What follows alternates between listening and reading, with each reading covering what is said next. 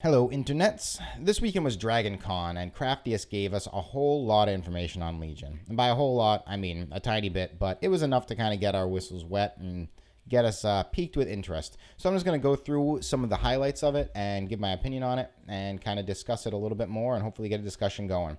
All right, let's dive in. So first up, we have the Demon Hunters. We had a little bit of information given out about them, such as Demon Hunters will be starting at level 98. Now, I think that's a pretty decent idea. It gives the player base who's playing as a Demon Hunter time to really adjust to the character, whether they're going to be tanking or DPSing, by diving into content they know and understand, rather than having to learn new encounters and new dungeons and so on and so forth. They'll be able to do older raids, or dungeons rather, from Warlords of Draenor near the end. They'll really feel out the character, and then they'll dive right into Legion, and they'll be a functional member of the community. Secondly, Demon Hunters will have a short transform, which is most likely going to be some type of buff or cooldown that triggers their inner demon visual, which is that image that we saw that they look like they're in their demon form with the horns. That's a cool little cooldown, just kind of plays into the lore of the class, which is nice. Only Demon Hunters will be able to use glaives, which makes sense. I mean, it is their weapon of choice, and if everybody else is going to have a specific weapon that they can use, like Shamans with Doomhammer and Pallies with Ashbringer, why would anybody else be able to use glaives? I mean, especially in the context that you're having an expansion come out where everybody has one weapon from the beginning. You're going to look like your class, you're going to fit your class, and that's what the glaives are going to do for the Demon Hunters. We also have that double jump will not be disabled anywhere,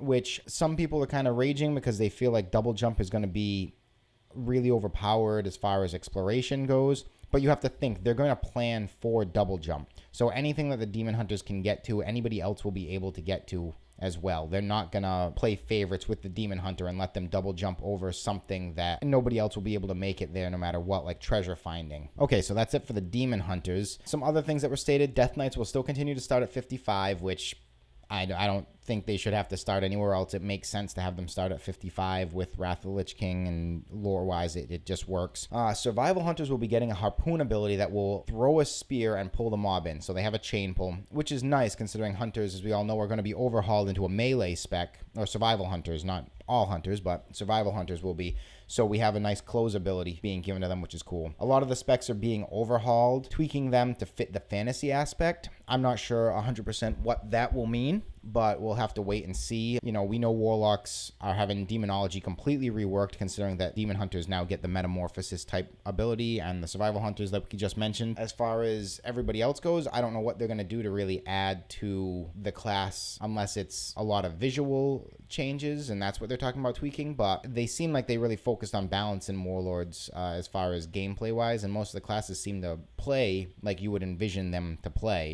You know, an enhancement shaman uses the elements and they smack crap with a weapon. It makes total sense. So it'll be interesting to see what they do. Resource names will be changed for some specs, such as Shadow Priests they mentioned. They will be using Insanity now as their resource, which makes sense in the lore behind the Shadow Priest and how they delve into the void and the darkness, and they use that, and a lot of their spells are revolved around messing with the other individual's mind. So that's an interesting twist. They mentioned the sewers for the Rogue Class Hall, that they look great and not like a sewer at all, and it'll have treasure chests. I didn't listen to the actual event, so this could be said with an inflection that makes it a joke, because there was a big outcry that people wanted Ravenhold Manor to be the Rogue Class Hall, which I think would be really cool. The sewers could make sense, but he could just be messing with people. I mean, he did say that the Moonkin wasn't going to be overhauled, but it is actually going to be overhauled, so we'll have to see. There should not be any new major glyphs being added, which, you know what, I'm indifferent. And then no gnome hunters yet, because they don't want to add them until it makes sense, I guess. You know, hey, whatever. I don't play a gnome, I got no beef. The profession system, which was another section that they touched on, he kind of repeated a little bit of what was said at Gamescom, that there's a team working specifically on professions, and a profession quest line will be reintroduced into the game. Profession cooldowns will be gone, and prospecting could possibly make a return, which is a really interesting thing because prospecting was pretty cool. There will be a single system to upgrade profession items. The current item will be destroyed, giving you regents needed for an upgrade, Obliterium. I'm guessing that's what they're calling it. So I'm not sure what that means. I'm guessing it's along the lines that how we have the items that you can create to upgrade a crafted item from rank 1 to rank 2, instead of having multiple ones where you have one for a weapon, you have one for armor, and so on and so forth. There'll just be one particular item that works on any crafted piece, which I think is smarter, because having to get all those unnecessary mats and doing the Draenor daily cooldown quest to get that book so that you can be able to upgrade multiple items, plus saving up for the items with all the Savage Bloods that you needed and the Fell Blight, and it became a little cumbersome. There was just too much being jumbled around. The transmog system, which was I'm personally really excited about, it will be account-wide. So the items that you get on, say, your priest that would be usable on a warrior if you're farming the Wrath set, the priest will have gotten it. It will add it to the actual transmog system, but the priest cannot use it. But when you log into your warrior, you'll be able to see the Wrath set, and you'll be able to equip the Wrath set. So for those transmoggers out there, it can be a lot easier as long as you've seen the item and had it. I'm guessing in your bag. It doesn't, I don't know if it's necessarily that you have to see it. I'm guessing it has to be on you, similar to the Diablo 3 system, where you have to have actually held the item at some point in time in your bags, not so much equip it, but have it on you. That's a beneficial thing for transmoggers. It's going to speed up the process for them if they do alt runs. Very interesting. No tabard tab is currently planned, but they're hoping that the transmog system is going to clear out stuff in void storage, and you know what, that's all well and good. I still don't really understand why they can't implement a tabard tab. If they've done it with toys and heirlooms, what's the difficulty in adding the tabard? I mean, if I had to choose get a tabard tab over a new dungeon, I'm going to choose a new dungeon or a new raid or better content. But I think we can work this in, come on, Blizzard. Tertiary stats were kind of a big thing. Multi-strike is being removed, and other secondary stats will have changes. I personally am slightly indifferent to this. The tertiary stats to me were kind of negative in Warlords. They could be good if you stacked in the right way and you really built, but it was a lot of RNG. And I mean, I know plenty of people that they didn't care to try and strive for that perfect Warforged piece of gear, that the RNG on it was perfect. They got the versatility and the crit strike they wanted, or haste and versatility, or any combination. The RNG just made it too volatile, and it could be a little detrimental because you get stuck in this like hamster wheel. Asmongold actually did a really good video on RNG that I'll link in the description below. I mean, his points that he made were really valid, and I think that the tertiary stats, they can be detrimental. As far as crafted items go, players can still only equip 3 profession crafted items, which I'm okay with. It's, whatever. You craft the items, you make some quick buck at the beginning of an expansion, making the crafted items. You get 3 on you, and then the rest you have to grind out. It's a good way to fill a spot if you have gear from dungeons and you want to just finish off and be able to hop right into heroics or raids, but you still need a helm and maybe shoulders or bracers. You make the piece, problem solved. Now you can get into the raid. It's a quick, dirty way to do it. That's cool. There won't be a specific art style for each race and class because artifact weapons are the priority as far as like the different art styles that they're going to have, the different skins for the artifact weapons. And I'm okay with that. It'd be cool to be able to do a lot of gearing out, make myself really look like a Tauren shaman or an orc shaman or an orc warrior and have that aesthetic. But honestly, the artifact weapons, I think their skins look really amazing right now. And I'd like them to add more in the game as the expansion, goes on and patches come out. I just don't want them to add skins to the Blizzard store because I think that would be a really treacherous slope that they're going to dive on if they start adding that in. Granted, it's just cosmetic, but still, that's content that could have been in the game.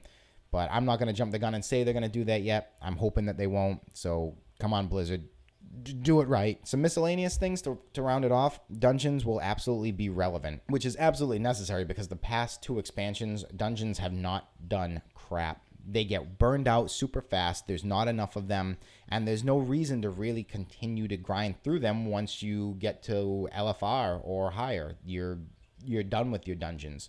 They've added, time walking, which is nice, and now they have things along the lines like you get the rewards and the mounts that came out in 6.2.2, which is nice, but it's still, that's just grinding some content. The dungeons themselves, other than those rewards, the dungeons aren't really adding a lot to the game right now, and they really need to work on that and bring the dungeons back so that they are something super important, because there's people out there who they can't raid. They just don't get it.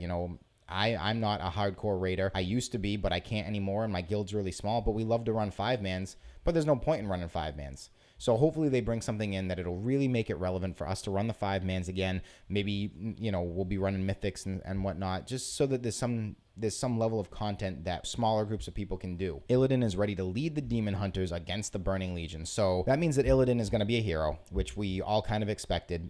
we didn't think he was going to be a villain.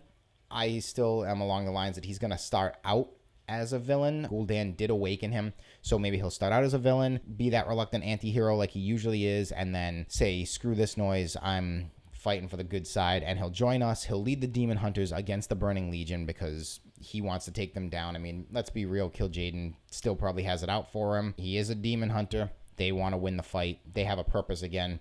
He's giving them the purpose, and he's a leader for them. It'll be really cool to see Illidan in the, as a primary character, because in Burning Crusade, we didn't really get Illidan. He was there. He was a boss of Black Temple, but it wasn't like Wrath of the Lich King, where Arthas was showing up in different dungeons, or you were doing quests and Arthas was just showing up randomly. Illidan never showed up. He was just in the Black Temple, and you saw him at the very end of it, and that was it. So this is a chance for them to really use a lore character that the fans really, really love. Stormwind Park isn't going to be repaired. Hey, whatever, man. The Freemasons Guild is really slow, I guess. I don't know. There's plans for Jaina. I don't know what it's going to be, but I wouldn't mind Jaina going a little crazy. I mean, she's kind of snapped. They said that now Khadgar's in charge of the Kirin Tor. Jaina left because she's rage quitting the Kirin Tor. I don't know what for. She's really kind of like back and forth ever since the Garrosh bomb Theramore. She's been up and down. She didn't agree with Varian as far as keeping the Horde intact. It'll be interesting to see where she goes, but she's definitely a little loose cannon right now. But she doesn't have control of the Kirin Tor, which we're assuming she doesn't. I mean, if Khadgar's in control, she's left. So if she doesn't have control of the Kirin Tor, we don't have a threat from Dalaran becoming a giant floating doom fortress like she had threatened to attack Orgrimmar with. The backpack might be updated. I don't know why it hasn't been updated yet. I know that there's an issue with the coding because it was like hard-coded in or something along those lines. I'm not a game coder.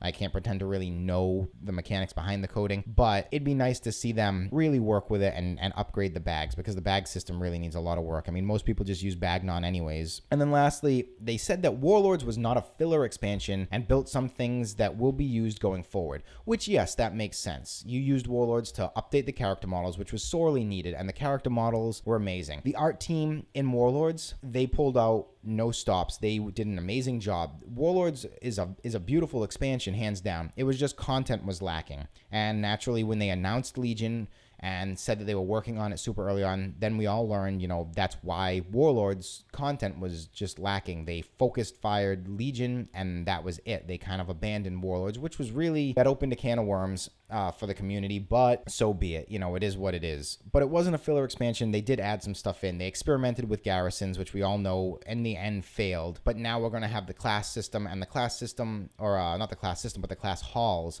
And that's going to be like Garrison 2.0. It's going to be a lot smaller. The missions will be more intimate. They should be more interactive. So like they said, one of your followers goes and finds a cave. You go and explore the cave rather than the follower goes and explores the cave. It seems like they've learned from the Garrison mission table exponentially. It'll just be really nice to be done with that and move on to the class hall and actually see what the evolution of the Garrison system will become. Okay, that is it for the DragonCon information that I could find. Again, I didn't watch it. I don't know if it was actually streamed. I wasn't home over the weekend. I had some stuff going on. So I just kind of was trying to read the live tweets as they came out. But we got some interesting information, a little more hype to build up Legion, which is cool. And BlizzCon's just over 2 months away now, or in September, October, November. So hopefully we'll get, a good chunk of reveal there. We'll have some actual people playing the game who can actually tell us, how it looks and how it feels. Maybe we'll get some more information on the classes, and